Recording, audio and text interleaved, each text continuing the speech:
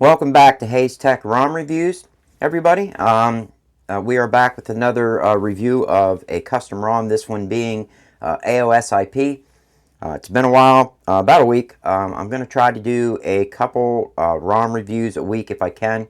Of course, you guys know me, if I get a little crazy, I may throw a couple out a day, 3 or 4, who knows? It depends on what's out there. Guys, keep up the requests.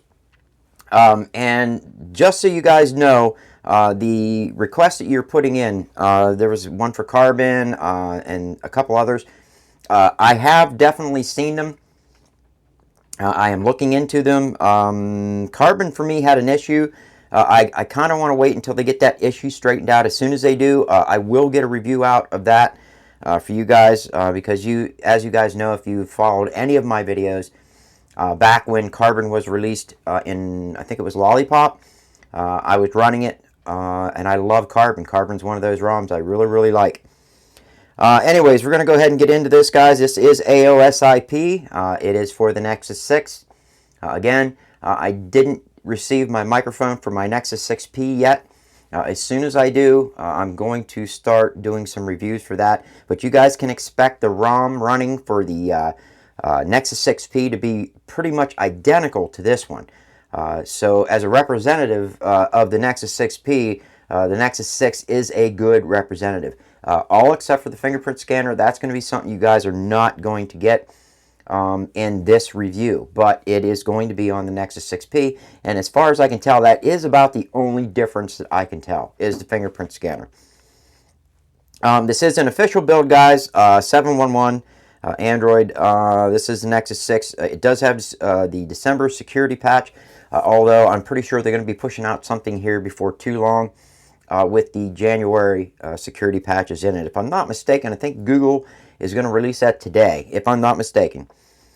The kernel is by default stock, or the kernel that comes supplied with the ROM is Blackbird kernel.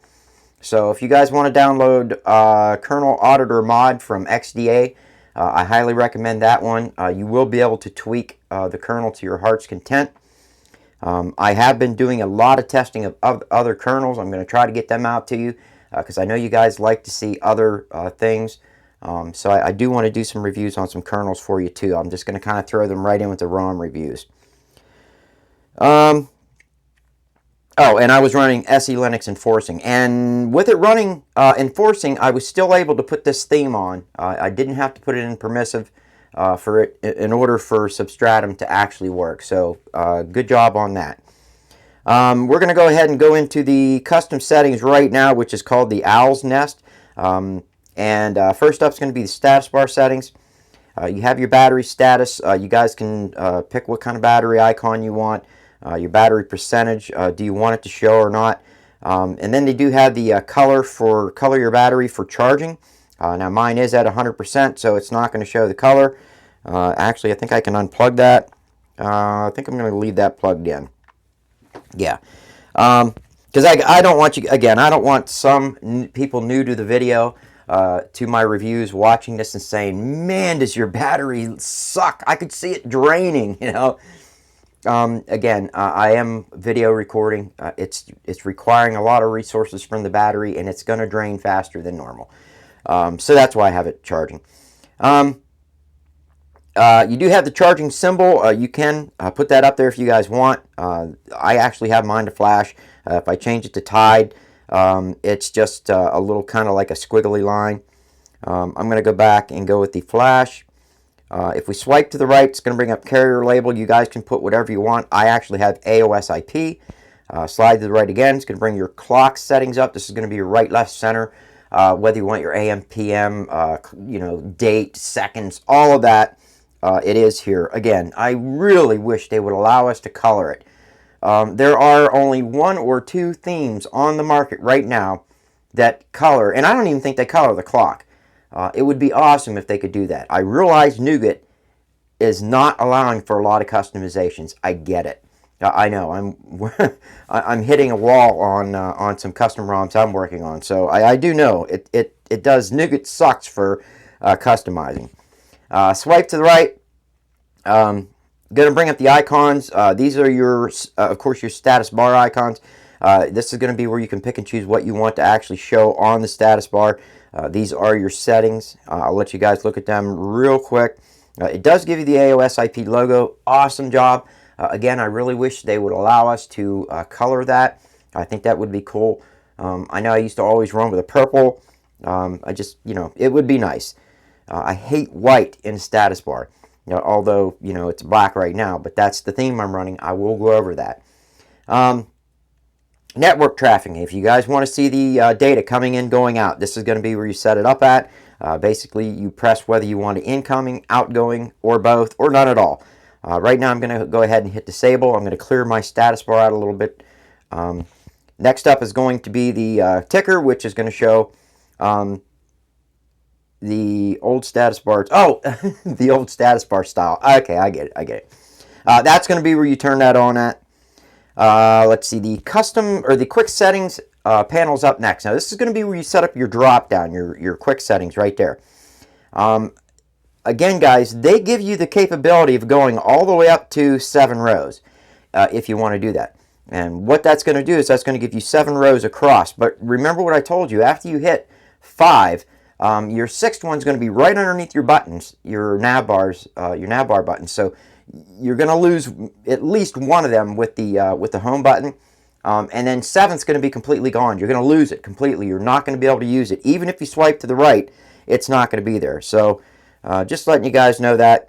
I go for I usually pick 5 at max. That gives me plenty up there, and I can use every single one of them.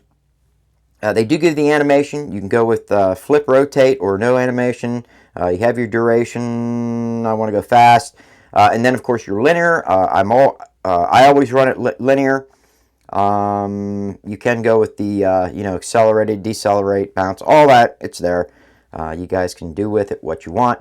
Then of course you have your toggle on off features in your drop down too. Advanced tile, Wi-Fi toggle, all that.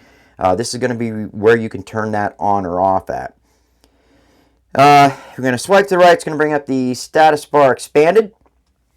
Again, you have your brightness slider. And when they say status bar expanded, what they mean is when you pull it down and pull it down the whole way, that's your expanded. Okay. You notice I have a brightness icon in my brightness slider. This is where you turn all of that on at. You have your brightness icon, of course, slider at the top. You do have your quick pull down feature, whether you want it to be right or left or none at all. If you like, which I do, to pull down on my right side of the phone and just open it up all at once, that gives you the feature to do that. But I have it set up, again, where if I pull down on the right side of the phone, the only thing that opens up are my first row of settings, quick toggles, and just notifications. But if I was to pull down on the right side, they completely open up. So that's what that's for. I know you guys are saying, well, I already know that. I'm just showing this for people that are new, that may be looking at this video for the first time, that are new to Android. So they get that. Let's see. You have your settings shortcut, and then there's the settings shortcut expanded. I actually have that turned on, only enable if the shortcut is expanded. I'm kind of playing with that. I actually kind of like that that fact where it doesn't show the settings button until I have it completely expanded, which is pretty cool. I like that. Then you can edit icons. Let's see, the multi-user switch, expanded indicator, that's all there. You guys can go to town on that. Next up is going to be the notifications. You have your power notification controls. This is going to be, if you guys want to set this all up, you basically turn it on, do with it what you want. Disable force close notifications, flashlight notifications, which I love. Man, I'm always inadvertently hitting my flashlight when I'm pulling it out of my pocket. It's something I do because I have it set up probably stupidly. Anyways, force expanded notifications, and then of course all the way at the bottom you have your breathing notifications, which I used to love back when I was in KitKat. It was a new feature back then. It was really cool. I liked it. I don't use it anymore, but it was pretty cool. Battery charging lights. You guys can change the colors of the lights if you want. Here, swipe to the right. It's going to bring up your notification lights. And they are working. I know a couple of notifications I got in, the light did come on steady green. Now you guys can go and change up, go custom or personal. In the bottom by clicking on that, use custom values. Then you hit the add button, pick an app that you want. I'm just going to say Gmail real quick, make it simple. And I just added Gmail. So right now Gmail is set at red, which is the default for that. And if I want to change that, I just touch that color, change it to whatever color I want, and it's good to go. So there you have it. I want to make sure I hit them all, though. Notifications, I was pretty sure that was it. Yeah, notification lights was it. Next up is going to be the nav bar.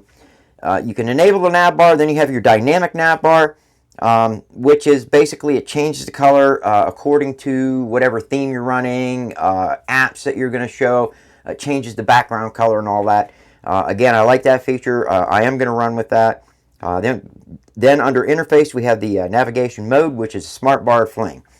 Whether you guys are a Fling fan or a Smart Bar fan, I myself am a Smart Bar fan, is a Smart Bar fan. But then again, you have Fling. So we're going to go ahead and go into Fling. And I'm going to show you the Fling settings. I have it set up already for something very simple for me to navigate through it, so I know what to do. But these are your settings under Fling. I figured I'd show you guys what they are. I'll scroll through them slowly here for you, because I do know a lot of you guys really do use Fling. I think the majority of you out there use Fling. And I'm just going by your remarks and your comments that you make on the videos. So I mean, good on you. You do like it, and I get it. Now I have it set up where a short flick up on the right side takes me back, like that. Now what I'm going to do is I'm going to change my interface from the Fling to Smart Bar. I will show you the Smart Bar settings. Now again, this is going to be if you guys want to set up for your multi-window, because it doesn't come already set up that way. You're going to go to your toggle button editor. You see that that red circle with the X on it popped up. When you see that red circle with the X on it, all you have to do is press on the icon you want to add a shortcut to, or you want to change, which I'm going to do the recents. I'm going to press and hold it. You're going to see a window pop up. Hit your actions. Then you want to pick whether you want it to be a single tap, double tap, or long press. In my case, I'm going to go long press. I'm going to choose a custom action, and then I'm going to go with, I keep forgetting what the multi-window is, split screen. So now my multi-window mode is now a long press on my recents. Now if I do it again, I'm going to long press there and hit actions again. And the reason it didn't go into it when I hit long press was because I'm still in the setup mode. Once I get rid of that X up on top, it will be ready to go, and it'll be set up how I have it. Now I'm going to do a double tap. I'm going to go to custom actions, and then I'm going to pick last app. So basically, if you double tap it, it's going to switch back and forth between two apps that you have chosen. And when you're done, you just hit that X again, and it's good to go. You can actually save a profile if you want. You can have this set up in numerous different ways, and all you have to do is say, like, I'll call it mine 1. All right, so that's my settings 1, and then you can switch between them. So just letting you guys know, and that's pretty much how you do it. Then you have the pulse settings underneath. If you guys want to run pulse, which I do, I love pulse. And your fading blocks are not going to show unless you have that set up right. I actually have mine set up. I'll show you guys, but if you go into the render mode, I have mine set up with solid lines because that's how I like it. Some of you guys do like the fading blocks, but I have mine with solid, and the settings for that are all the way at the bottom. You have your sanity level and you have your lava lamp speed. If you guys want to go in the render mode, if you want to go with the fading blocks, then you're going to get the bar settings, your width, your space, your block size, all that you can set up. And there you have it right there. That's pretty much how to set pulse up. That's one of the features in in the last year that's come out that I really like. I do like the DU nav bar. I think that's one of the best contributions I've seen lately from the Dirty Unicorn team. I'm going to go back again. Let's see. Next up is going to be the hardware buttons. This is going to be basically setting up your power button and your volume button controls. The advanced power menu. My gosh, these guys went crazy with the picks. Again, this is how I like it. 6-ROM. Frankie's actually put in quite a few options in 6-ROM, and I love this. If you guys, again, if you watch any of my videos, you know I like using my power button. I pretty much navigate through the whole freaking thing with my power button. That's how I have it set up. And you guys can too, but you don't have to. If you don't like the feature, just shut them off. That's why this is there. If you don't want your airplane mode to show in the power menu, kick it off. It's that simple. Let's see. You have your lock screen torch, which I have it enabled. I know I'm always hitting it, which I like that notification then. But you guys can turn that off if you want. And then you have your dialog dim background amount. Basically what that means is, whatever comes up on your screen, notifications, whatever, it's going to dim the background. You can set that up however you want. Under the volume, these are your volume key controls. This is something I don't mess with. It's more if you guys are into listening to music and stuff like that, you can really set it up to be pretty cool. I think there was one setting on here. No, it's not there. The do not disturb. That's one setting I like. Whenever you hit the volume button down and that brings that switch up, you can just click do not disturb. It's easy to find, as opposed to going into your quick settings. Next up is going to be the recents. They do come with Omni switch. If you guys want to run Omni, it is there. I'm not gonna turn it on. If anybody knows anything about Omni, it's there. If you want to request on Omni, maybe I'll do a short video showing how to use it, what it looks like, stuff like that. But it's basically just a bar that swipes across the center that shows all your apps that you're using. You can pick and choose between them, just kind of like in the KitKat days. Instead of the bar going up along the side, it's kind of stretched across the middle of the screen. Slide to the right. That's going to bring up your standard, your standard recents. I'm running my immersive mode in full screen. You guys don't have to. You can run it default, status bar only, or nav bar only if you guys want. Go to town on that. And then you have your hidden apps. You can pick the apps that you want to exclude from the recent screen. Just go in there and pick it. After that, it's going to bring up the lock screen settings. Pretty much basically just setting up your lock screen the way you want it. These are the settings for you right there. I'm not going to go through every single one. Shortcuts, they do give you both bottom and center shortcuts, so kudos on AOS IP for that. I know a lot of people use them. I don't. I hate shortcuts on my lock screen, but I do know a lot of people that use them, so good on you for doing that. If you swipe to the right, again, that's going to bring up your weather settings. This is going to be where you can enable the weather to show on your lock screen or not show. And you can even hide the weather panel if you want. Then down below that is going to be your setup for your widget, your clock widget, alarm widget, weather widget, all that. That's going to be here. You basically go in there, set it up. It's pretty familiar looking for anybody that has run Android in the past couple years or more. It's just a standard setting, and it's working great. Of course, I haven't checked my lock screen. Let me check. Yeah, it's working great. So good to go for that. Next up is going to be the gestures.